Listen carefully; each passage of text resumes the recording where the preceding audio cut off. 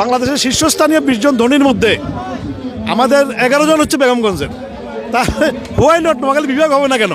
নোয়াখালী বিভাগ এটা এখন আর নোয়াখালীর মধ্যে সীমাবদ্ধ নেই, এটা সারা বাংলাদেশ ব্যাপী, পৃথিবীব্যাপী হয়ে গেছে। আমরা কোনোভাবেই কুমিল্লার সাথে যাব না, এটা আমাদের ক্লিয়ার কথা। আমি একটা বলি যে we are Noakhailla, we are global.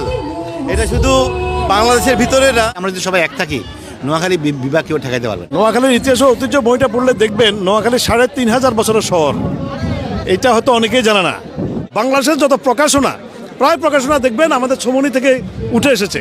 তো শিক্ষার ক্ষেত্রে বিশাল একটা অবদান কিন্তু নোয়াখালীর। বাংলাদেশের শীর্ষস্থানীয় 20 জন ধনীর মধ্যে আমাদের 11 জন হচ্ছে বেগমগঞ্জের।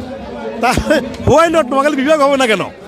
আমাদের নোয়াখালী সরকারি কলেজ, আমাদের সুমনি সরকারি আছে কলেজ, বাংলাদেশের বিজ্ঞান শিক্ষার ক্ষেত্রে সুমনি সরকারি আছে কলেজের যে অবদান, সেটা বাংলাদেশে খুব কম কলেজেরই আছে। নোয়াখালী বিভাগ একটা যৌক্তিক দাবি। কোন কোন বিভাগ হওয়া দরকার এ বিষয়ে একটা কমিশন গঠন করেছে। সেই কমিশনের নাম ছিল মুশফিক কমিশন।